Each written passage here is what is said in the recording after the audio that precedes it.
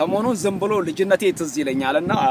በልጅነት የምንጫወታቸው ተረት በልጅነት የምናወራቸው ተረቶች ትዝ ይሉኛልና የሆነ ከኦርቶዶክስ ቤት የሆነ ዘበነ የሚባል ሰውዬና ዘበነ ነው ስሙን በእርግጠኛ ባልሆንም ብዙም አላቀውም ከዚያም በኋላ አንድ ደግሞ መምህር የሆነ ደግሞ ታየ ቦጋለ የሚባል ሰው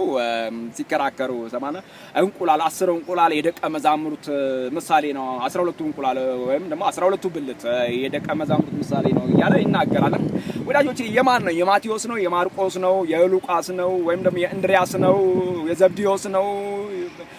እነዛ ከደቀ መዛሙርቶቹ ውስጥ እንግዲህ የማን ነው እንግዲህ እንቁላሎች ስም ሊኖራቸው ይገባል ተደባልቀው መኖር የለባቸው ምክንያቱም እዚያ እንቁላሉ ውስጥም ይሁዳም አለ ማለት ነው እንግዲህ ማቴዎስም አለ ማለት ነው ማርቆስም አለ ማለት ነው ከደቀ መዛሙርቶቹ አሉ ማለት ነው እንግዲህ ይሁዳ የሆነ እንቁላልም አለ ማለት ነው ምክንያቱም ሻጭ የሆነ እንቁላል ሆድ ውስጥ ገብቶ የማይጠቅም እንቁላል አለ ማለት ነው ስለዚህ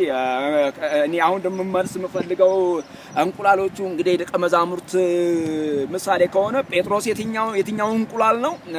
ይሁዳ የትኛው እንቁላል ነው ይሄንን ደግሞ እኔ ጥያቄ ስለፈጠረብኝ መምህር ማነው ዘበነ ነው እንድትመልስልኝ ፈልጋለሁና ይሁዳ የትኛው ነው ጴጥሮስ የትኛው ነው ከዛም በኋላ እነዚህን ሁለቱን ከመለስክልኝ ሌላውን እንቁላል ደግሞ ጠይቀሃለሁና አሁን እነዚህ ከደቀ መዛሙርቱ ከ12 ብልት በ12 ይመሰላል ስላልከኝ ይሁዳ የትኛው ነው ምክንያቱም ይሁዳዎች ናቸው ዛሬ እየበጠበጡ ነው ያሉት እነ ጴጥሮሶች ናቸው እየካዱ ነው ያሉት እነ ጴጥሮሶች ተስፋ አላቸው ይመለሳሉ ይጸጸታሉ እነ ይሁዳዎች ግን የደም መሬት ገዝተው ይሞታሉ ስለዚህ ይሁዳዎችን ልናስተርፍ እንዳይሸጡ እኛንም በእግዚአብሔር ቤት እያለን ይሄንን ወንጌል እያገለገልን እንዳይሸጡ እንድንጠነቀቅ ዘንድ እቺን መልስ ፈልጋለሁ ወንድም መስፍን ነኝ በጌታ ወዳለው መዳን በሌላ በማንም የለም እንድንበት ዘንድ ከሰማይ በታች የተሰጠን ስም ኢየሱስ